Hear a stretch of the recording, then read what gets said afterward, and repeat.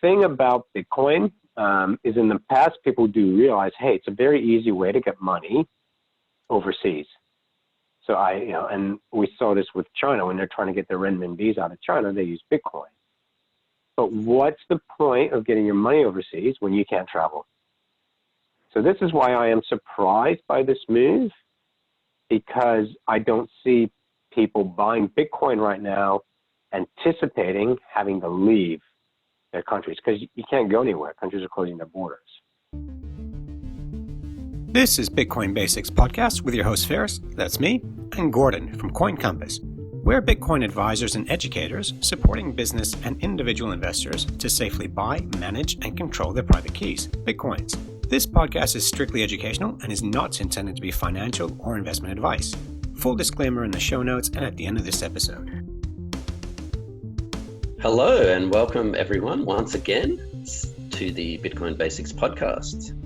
I'm still at the beach. How about you, Ferris?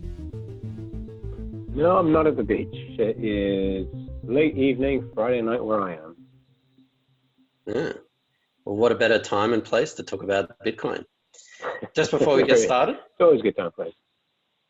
Let's do the proof of recording. So we're talking about block height, 622,263 or 20 March 2020. For those listening on our podcast, in other words, the audio version, sorry again, it's going to be no, I'm not sorry actually. It's going to be a visual feast. So we're going to be looking at charts. So head across to our YouTube channel and you can find everything at bitcoinbasicspodcast.com. All our social media is on that page. Last but not least, if you do want to sign up to TradingView, again, you can sign up with a free account, but it is quite limited. So if you want to get serious about trading and charting, go to coincompass.com/tradingview. And if you sign up for an account there, it will just throw a few cents our way.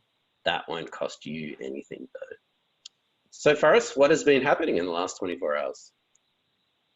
All right, Gordon. So let's have a look at what's happening around the market. So I'm just going to set my screen share. All right. So yeah, we've had a couple of videos where we kind of branched out more than what we usually do. Most of our stuff we talk about long-term investing in Bitcoin, and we teach you the Bitcoin risk mitigation. So basically how to buy, store, and keep your private keys safe. But with everything going on in the markets, Bitcoin does not live in a silo unto itself. It very much is part of the global economy now. So we do want to see what's happening in the global economy. So I'm going to talk about this later. Despite everything that's been going on, if you want to look at technical measures, according to what technical traders look at, we're actually not in a bear market in a lot of the markets, a lot of the indices that we'll look at, the NASDAQ, US DAX, which is Germany, Shanghai, China, US 30 bonds is a bit different. We'll look at that. And we're going to look at Italy as well. We'll look at safe haven assets later as well. But what do I mean by not in a bear market? So first of all, I want to bring this up. This is Reuters, the news agency. And this just basically shows how quickly this virus is spreading around the world. And follow the work of Chris, I'm forgetting his surname at the moment, but he runs a Peak Prosperity podcast. And he's doing a daily update on this. And he's actually got a professional training and education in microbiology. So he knows what he's talking about. Yeah, I follow him. I'll put a link in our show notes to his YouTube channel. Yeah, Chris Masterson, that's his name. Thank you. Yeah, he's been running Peak Prosperity podcast, which previously was a Peak Prosperity Longcast for quite some time. Very much ahead of his time, his podcast, and yeah, really excellent listening. And this is, again, I'm not trying to sound insensitive here, but we are not doctors. We are not humanitarians. We talk about Bitcoin and how it's related to the global markets, and this right now is affecting global markets. So that is our role here, looking at how this affects global markets. So, yeah. So I want to look at, so we can see Italy is one that's been actually really devastated by this? And is this a sign of what's going to happen in the rest of the world? Are these little bubbles going to grow into bigger bubbles? Because this thing spreads fast. It's asymptomatic, meaning it shows no symptoms. You can have it, not know you have it for 2 weeks. So this is the Italian stock market, and we can see it's just taking a dive from this. So you see these trend lines here. So these are the green is a 20 moving average. So the last 20 periods, the 50 is the yellow, and then the 200 is the one in, sorry, other way around. The 200 is the green, the red is a 20, and the 50 is the yellow. So I set them up like traffic lights. So right now we've got the yellow about to cross below the green. So first of all, it's a really big deal when indices close below their 200-day moving average. So when this happened here, when it closed below the 200-day moving average, that's a sign for a lot of these algorithms that are running the markets at the moment to say, well, we want to sell. And then when we get to a certain deviation point, we're going to buy. So that was a key indicator then. Now it's not reliable. As you can see back here in August, it was false. It went below. But now this was such a big run down. So we are looking at going near a bear cross, it's called here, where, sorry, not a bear cross, a death cross, where the 50 is about to go below the 200. So that, again, will trigger a lot of the algorithm, I believe. Again, we have seen this before. Not always 100%, but yeah, everything's very computerized. So when I say we've seen it before, it was here in 2018, and we just had very small bear market that ended in a very nice head and shoulders. Actually, I hadn't noticed this before. Inverse head and shoulders, and then we went to all-time highs in the Italian. So now we're looking at another golden cross, another death cross. So I said we are not in a bear market technically. So if I go to the NASDAQ, which is the US one, we can see here, it's not, so even though we've had a huge drop, 30% drop, because it was so fast, these indicators are lagging, and it's going to take a long time for them to catch up with something that was so fast. Because what it is, it's taking the previous 20, the average of its previous 20 closing days, 50 closing days, and 200. That moves so fast that these averages are still taking into all this back here, this big run here. So this is not a reflection of what's really happening because these are lagging indicators. And the point here is we are well and truly below the 200-day moving average, and we should go back up and retest that. Anything that goes down that quickly should V. And this is what we've seen in the past, is as soon as people said, that's it, we've got all these technical signs, we're in a bear market, we've had these huge V-shaped recoveries, which again, time and time again, you hear, this has never happened, this has never happened. So that's the NASDAQ. If we look at the DAX, and in our last two videos, I said, is the DAX the indicator of things to come? Now that, you can see that's crossed. That, by all technical terms, is in a bear market. You've got the 3 moving average is signaling we're in a bear market. Below the 200-day moving average, well and truly below it. And the 200-day moving average in this case is not neutral, it's actually going down. So the DAX in Europe shows, yep, we're well and truly in a bear market. And is the DAX basically the canary in the gold mine for what's going to happen to the rest of the world? Now, the Shanghai Stock Exchange is a bit different. We talked about this huge gap down when Corona hit, and now it's still kind of in this sideways pattern. So I think because China got hit pretty hard a year ago when the world was doing pretty well, and it's, I don't know if it's an outlier, but yeah, it's very, very hard to gauge actually with the DAX. I don't, sorry, with the Shanghai. I don't trade it because it's just way too volatile.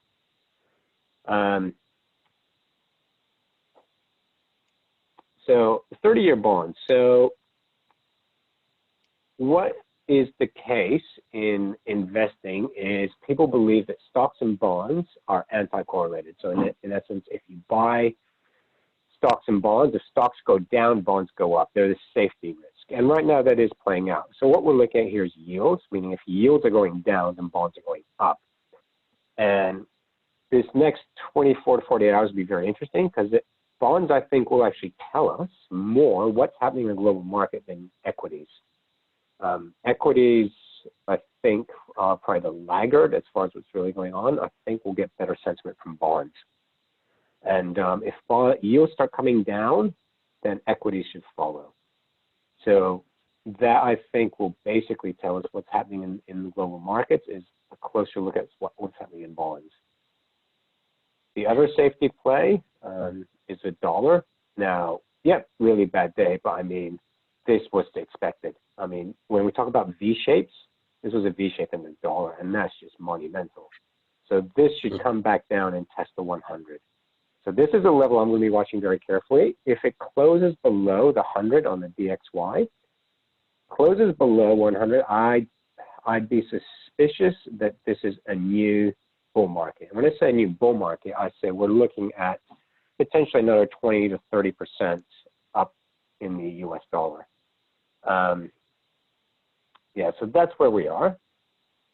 This is just a very brief macro view of the markets, but one thing that I do want to address is what's happening with quantitative easing, because we've seen this before. When markets start to fall, what you'll have is quantitative easing for the banks. And this, you can see the slide in this titled this QE2 plus, because we've just had so many QEs taking place since 2008. So we just had Australia basically announce unlimited QE. Not this month. We're just going to basically keep buying Australian bonds. US is doing $1 trillion bailout plus yield controls, basically meaning essentially it is just buy bonds to stop yields going too low. And Sweden also has announced QE. There'll be more of this to come. And several countries around the world, I brought up a list before, you're looking at about 30 countries in the last week has cut interest rates. So they're fighting this with everything they have, but the problem is interest rates are already at 5,000 years low. The only way they can go is negative. And I'll talk about that later. Now, I want to show this interview. This interview is a couple years old. This is from Jim Rogers. Anyone who doesn't know Jim Rogers, he is one of the co-founders of the Quantum Fund. The Quantum Fund was started by George Soros, Jim Rogers, and Stanley Druckenmiller was the number 3 guy there. So yeah, one of the most successful hedge funds ever. And yeah, I just want to play this interview. We're going to put a link up to a Bloomberg interview with Jim Rogers, if you don't know who Jim Rogers is, he's one of the co-founders of the Quantum Fund. The Quantum Fund was set up by George Soros, Jim Rogers, and Stan Druckenmiller was the number 3 man there. And it's one of the most successful hedge funds ever. George Soros received the nickname the man who broke the Bank of England because he bet against the Bank of England and proved them wrong and made $1 to $2 billion overnight practically. So yeah, please jump on this link to Jim Rogers. Is a couple years old, but he's been saying this for 10 years, basically saying what they did in 2008 was a quick Band-Aid, but it's going to be a bloodbath later on. And are we at that point today where we're going to see the bloodbath, or are we going to see a reversal in market? So these next week to 2 weeks is critical to what's going on. So what are we actually seeing here?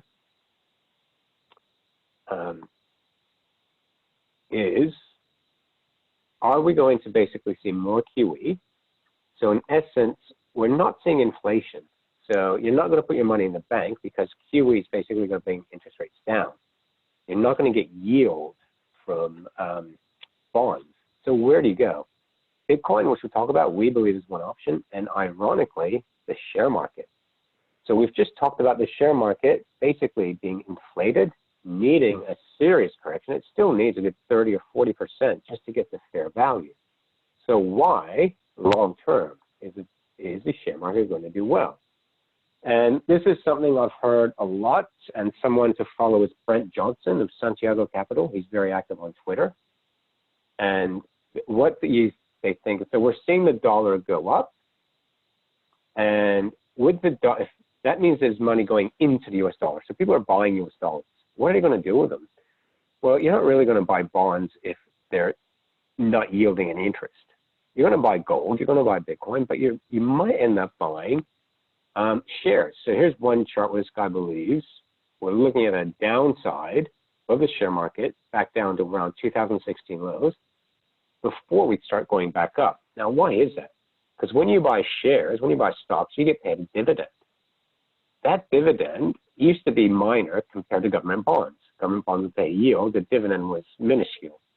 Well, those dividends are now higher than bonds. So we kind of, in the last 10 years, reached this topsy-turvy world where people are buying equities because they're paying a dividend, because that dividend was higher than government yields. So if you're a retiree and you want to live off 3 to 4% a year, you're not going to get that in bonds, but you might get that in equities. So this is a potential scenario where the shit hits the fan, global markets are in turmoil, but then we see, well, I would rather put my money in a private company like Google, like Apple, like Amazon, than these idiots running governments. And that's a potential scenario. If we have a look at Bitcoin,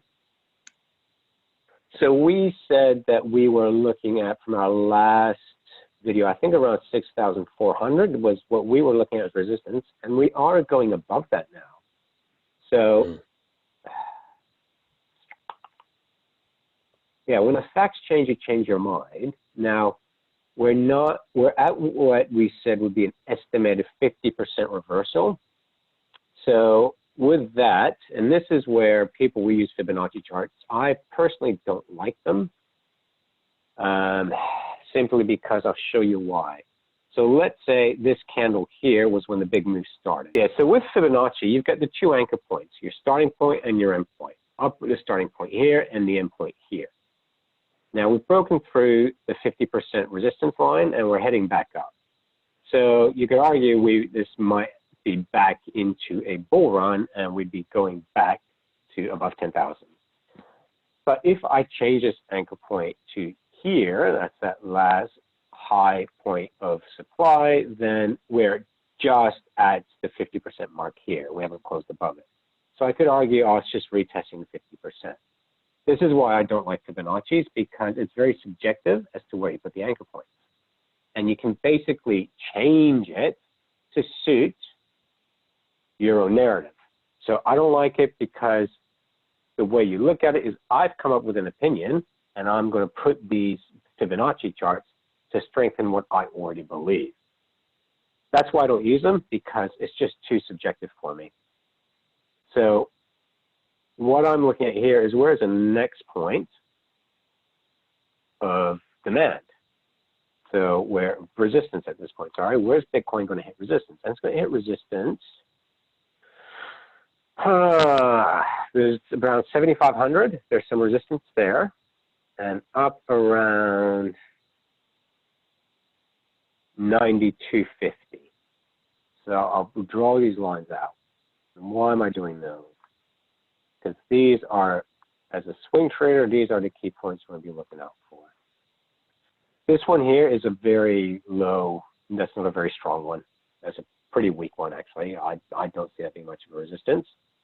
But 9,200. If we break through 9,200, we close above 9,200 on a daily basis, then I'm going to go, okay, this whole thing of this was, we're going to trend sideways between 46 and 64. I was wrong.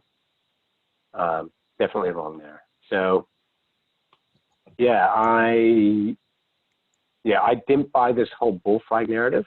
If you did and it's broken out, you've done it wrong. To me, that didn't add up. But look, we need to wait for this candle to finish. This daily candle we're in today, we need to wait it to finish. What we're doing now is presuming something's going to happen based on a candle that hasn't finished yet, which you don't want to do. This could end up being a reversal candle if we don't know. Yeah, good analysis, Faris. Like you, I think I'm really surprised at the rebound that happened almost a couple of hours after we started recording. It just went straight up, and yeah, it actually pretty much went straight through 6,000. I actually sold some of my position at 5,900 for that exact point, because I'm like, no, 5,900, I'm going to take a bit of profit, because I'm like, yeah, and it sort of hovered around there for a little bit, and then it went right through 6,000. So I'm like, oh well, you know, I still think like everyone is FOMOing in. If you look at Twitter and YouTube or whatever, everyone's like, it's off to the moon, everything's rosy again. Here we go, 10K blah. It's way too early for that. You're talking like what, 3 bullish, 2.5 bullish daily candles. So I'm not going to FOMO in.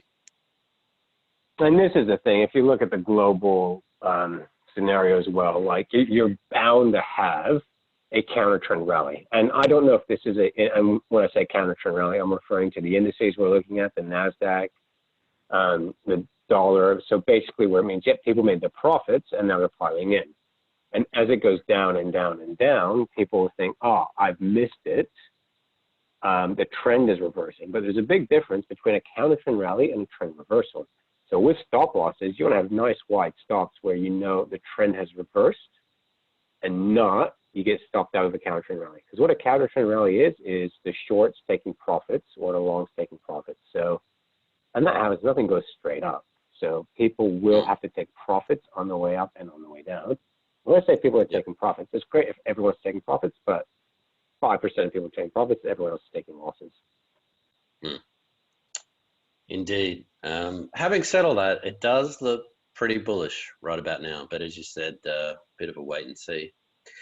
It's funny, I don't know about you, but one of my social trading indicators is how many people are contacting me via email or phone calls. Like when the price is low, I get a call like, are you okay? Is everything okay? I heard that Bitcoin thing that's dying or dead. Is everything okay? And then you get the other half of people saying like, is this a good time to buy now? Is this the bottom? And then like when the price is, you know, right up there and people are FOMOing in and the price is like right at the top, you get the exact same question. Like, is this now a good time to buy Bitcoin? From completely opposite people. So, I love social indicators. I really do. You pay attention to them. And a good book to read about this is called Signals by Pippa Malmgren. A really interesting book, that one. And I won't forget someone who I told about Bitcoin going into the 2017 when we had that. And I remember this person yelled to me, hey, thanks to Bitcoin, they're flying overseas and upgraded their seat to business class on a nice long overseas trip. And I just had that jolt. Oh, that means something. I didn't pay attention to it, but I just remember going, okay, this, you know, that's a signal.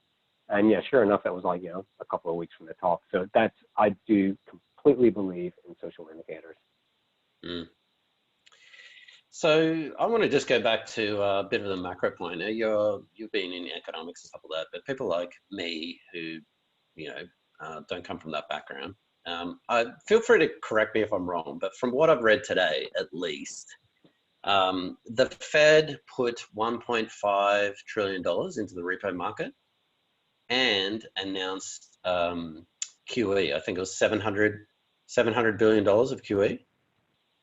Yep. Is that right? Yep. And so what I'm reading, because it was on the internet, so it must be true, is that between 2009 and 2014, so we're talking like QE 1, 2, 3, the Fed pumped in $3.6 trillion. Now, we're on a pretty good start already. Like we're talking a couple of weeks, and that took what, 5 years. So do you think we're going to exceed that? Oh yeah, and this is the problem in that when something's available for free and when there's no oversight, what's stopping them? No one can stop the Fed. The Fed they represent the taxpayer, but they're unelected, and they're actually composed of private banks. So this is the thing about the Fed. There's quite a few books out there that explain it, and I'll be honest, Jay Powell is different to the previous ones. Jay Powell actually has real world experience. He actually knows how the plumbing works in the system. Ben Bernanke, Janet Yellen, they didn't know what was going on. They had no idea. The repo market, I look, I know of it. I know the basics. I don't understand it. I would venture to say not many people understand it. And I follow very clever people on Twitter, on Real Vision, on Macro Voices, and they'll say, we don't understand this thing. And these are people that manage billions of dollars. And they go, we know the repo market's a problem. We don't know what the problem is. And the Fed's response is, well, we don't know what it is, but we'll give you money to fix it. Yeah, the meme is the Fed is about as Federal Express. And by the way, one really good book to read is The Monster on Jekyll Island. If you've read that, I can't remember who was the author. Yeah, I'm going through that now as well. There's quite a few good ones. Monster on Jekyll Island. There's quite a few. There's some really good books out there.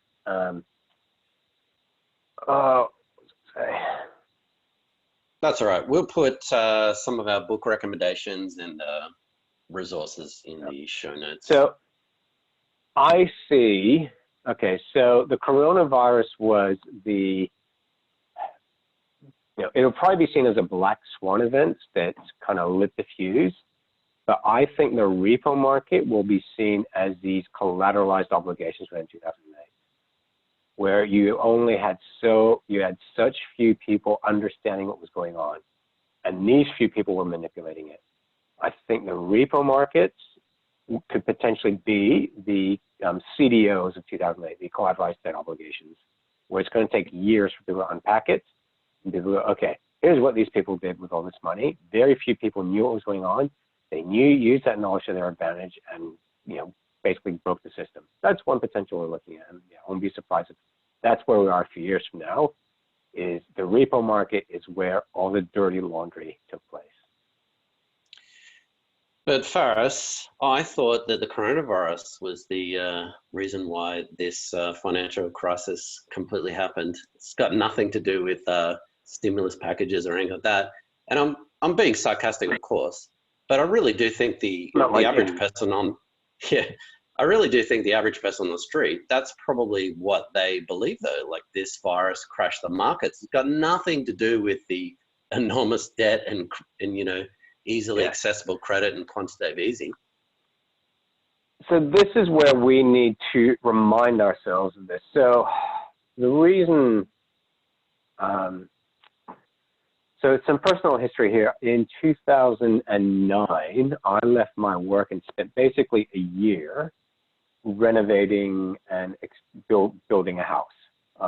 Me and a friend did it together. So for about a year, I listened to audiobooks and podcasts just about the global financial crisis. So every day I'm listening to stuff and I'm learning about economics, about basic what happened to Goldman Sachs. I read books about it.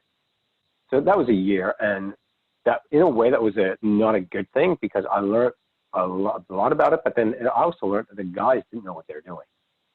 They just kept pretending everything was okay. So it kind of set me up as a perma bear. I think we're due for a stock market crash any day now. And like what's happening now in the markets, I have lost so much money over several years trying to predict this one event.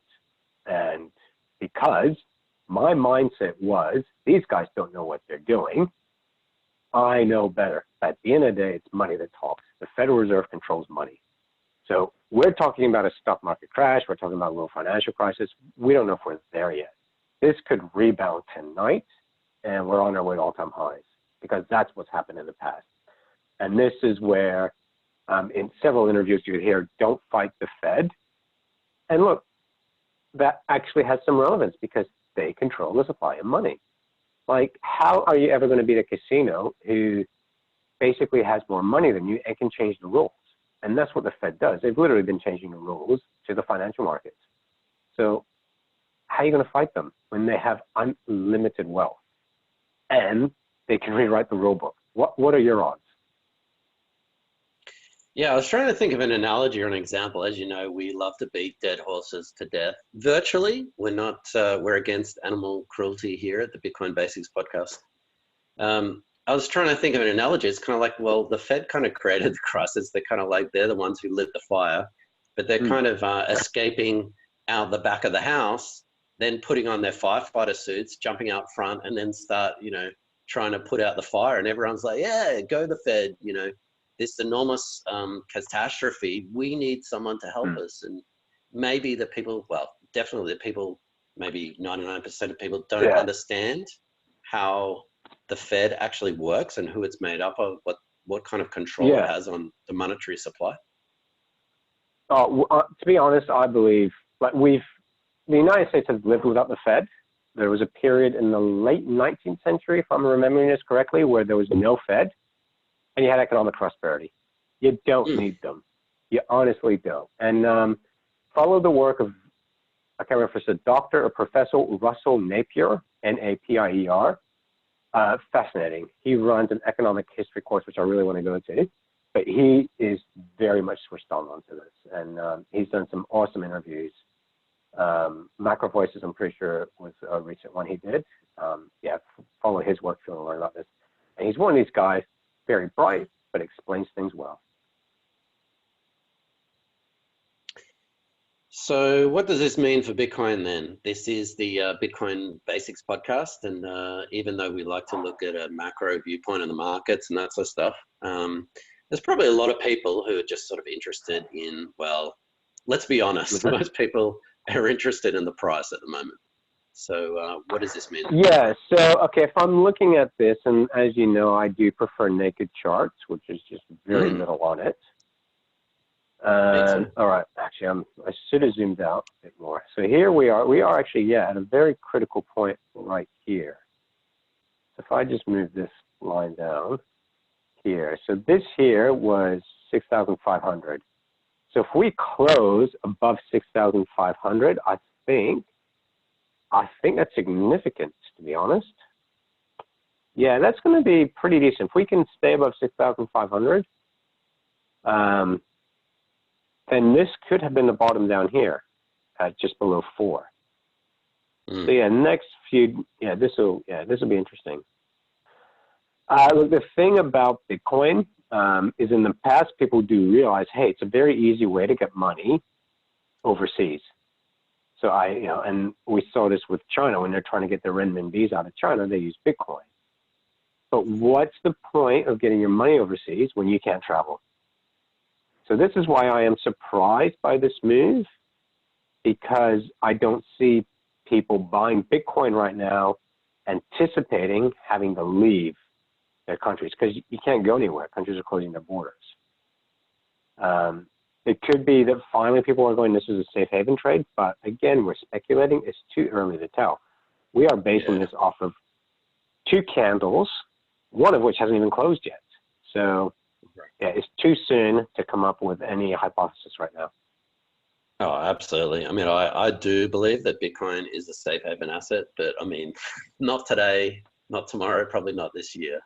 Eventually, and maybe that takes 10 years time, that people realize that, hey, they might not understand the intricacies of money supply and modern monetary theory, but you know what? They do understand when they go to the supermarket and that apple costs, 30%, 40% more than what it did last year. Maybe that's just a slow process that people need to go through and understand. Yeah, I think that 2017 bubble that we had in Bitcoin did not help Bitcoin. It just made it look like a get-rich-quick scheme. It made it look like a dot-com bubble. It really didn't help it. Yeah. One last thing, actually, one thing that I haven't even looked at.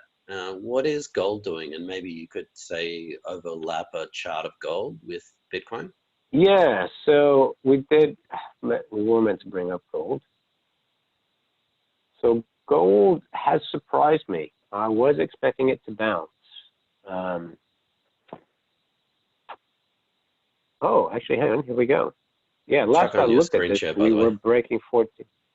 Oh, thank you. So yeah, last I looked at gold, we were breaking below the 1400 mark. And at the moment, we've actually had a decent bounce.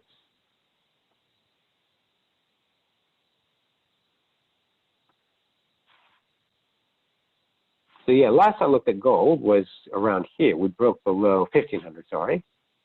So we broke below 1500, and now we have had a nice short-term bounce. And I think we said in our last video, 1440 was a key point. Yeah, so,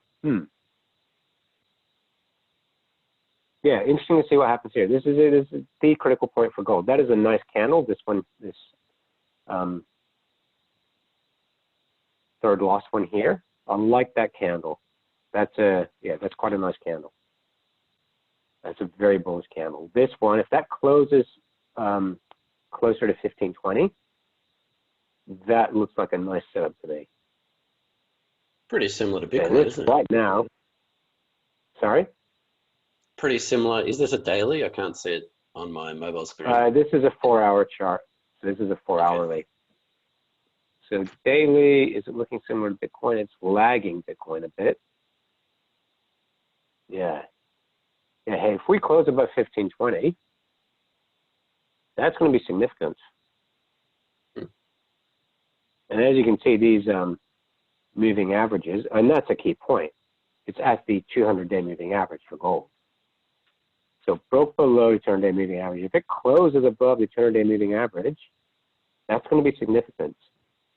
That's something worth paying attention to. And these key levels we talked about in our last video were right here at 1447.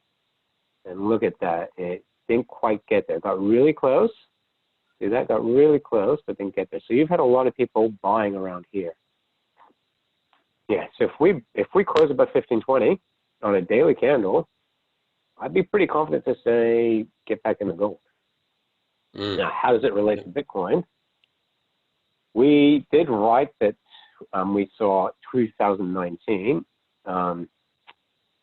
We did see a very strong correlation between the two. But that correlation did break. And again, when something becomes obvious, it no longer happens.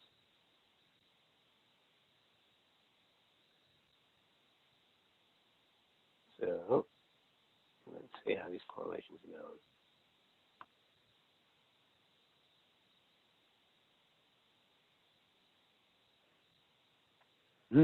Look at that. So gold is blue, Bitcoin is the orange line here. And they are correlating pretty well. Yeah. That's extremely interesting. That's interesting. Well, lucky I've got both. And none of this paper gold either. Physical. Yeah. I mean, sorry, I don't have any of those. I lost them in a boating accident. So when we say we saw a correlation break, it was like, late 2019 here. We did see gold stay towards its highs and keep going up, and Bitcoin was doing the opposite. So we did see this correlation in late 2019 break. But now, and look at this is short term, but I mean, look at that.